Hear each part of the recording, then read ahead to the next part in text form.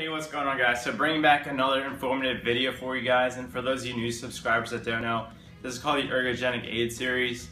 I'm going to throw up a link on the screen and in the description if you don't know what an ergogenic aid is. I did make an intro video to the series, but let's get right into the video. So this is actually the second part of the athletic compression wear talk. I made a previous video about that. I'll also link that in the description, but I'm going to talk about the recovery component of athletic compression wear. So why use athletic compression wear for recovery? Well, the first reason has to do with basic physiology, basic exercise science is venous return. Basically, your heart pumps out oxygenated blood to the muscles and your veins will bring back the deoxygenated blood to your heart. Basically, why that's important is because this blood is removing metabolic waste that occurs in the muscle while they're exercising, while they're at work. So more blood flow, more venous return will increase your capacity to do work and reduce the amount of metabolic waste damage that's going on in the muscle, and that's what causes the muscle soreness or DOMS. And in addition to that, compression wear also kind of puts a pressure and a force on your arteries, which makes them dilate, which increases blood flow as well. So you're pumping out more oxygenated blood going straight from your heart to your muscles. So I did a bunch of research. I looked at about 5 or 6 articles. One of them was a meta-analysis, so a study of studies that kind of delved into this topic, but I couldn't find one that actually had a direct effect of wearing a compression wear during the actual exercise bout. So what most of these studies that I'm going to talk about in this video had, they had the subjects do like exercises and they had them do the activities, and then they would have them wear the athletic compression wear after, and then they would examine the physiological and the psychological response. So that's just a quick disclaimer. I think that it might be hard to kind of examine that in the acute stage of exercising. Like, you can't prick someone and get a blood sample to measure their blood lactate levels, or you can't ask someone how sore they are during a workout. So the first study that I found dealt with Australian cyclists, and what they had them do is they had them come in, do a 30-minute bout of cycling at a high performance output, and they would give them the athletic compression wear to wear as a recovery, have them wear that, and then have them do it again.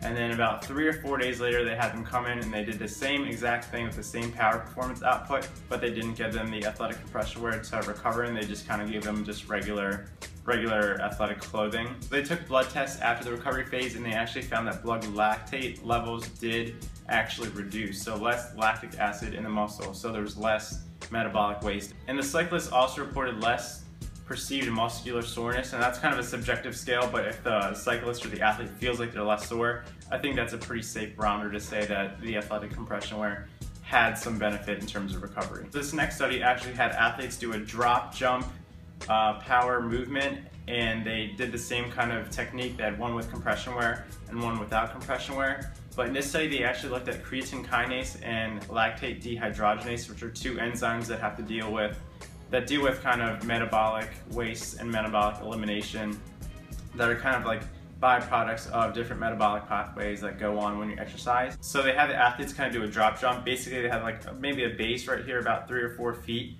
and they had them do a drop jump kind of into a squat right there, really work on the eccentric. And what they found was that creatine kinase activity, or the creatine kinase levels actually reduced, and the athletes reported less muscular soreness, again, in the compression wear group. So the last study performed at UConn University, I actually found this the most interesting study because it had to do with heavy resistance training. They had 11 men and 9 women do 8 different barbell movements, full body circuit, not a circuit, but a full body workout with 8 different barbell movements, about, I think it was 8 to 10 reps, 8 to 10, 3 sets of 8 to 10, so your basic rep range there.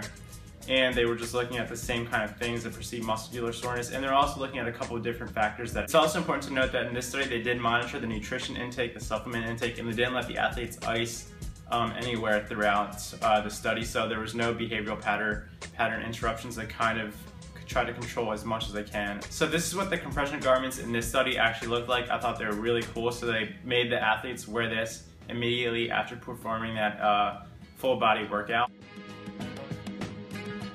And this is just a picture of the exercises that they did. So what this study did was actually kind of cool. They looked at not only the physiological response from wearing compression wear, but also kind of the performance response. So they had the athletes do like a bench throw, like kind of like a plyometric throw exercise. They had them do like a vertical jump test. So as far as results go, they did find a decrease in creatine kinase activity. They did find better performance in terms of the vertical jump and also the plyometric power, kind of like a push press. They found that vitality was also increased. So this study in particular really supports the fact that athletic compression work can help with resistance training. A bunch of studies do not indicate that, but it's important to note that every study that's been conducted, they have not shown a detrimental effect from wearing compression wear. So by all means, wear your compression wear, wear your Under Armour. It may have a very slight effect on recovery and also make you feel psychologically more in tune with your workout. That's gonna wrap up the video. Hope you guys enjoy the information. Make sure you wear your compression wear if you wanna wear it, do whatever the hell you wanna do. Don't forget to like, comment, and subscribe if you enjoyed, and I'll see you guys in the next video. Thank you for watching.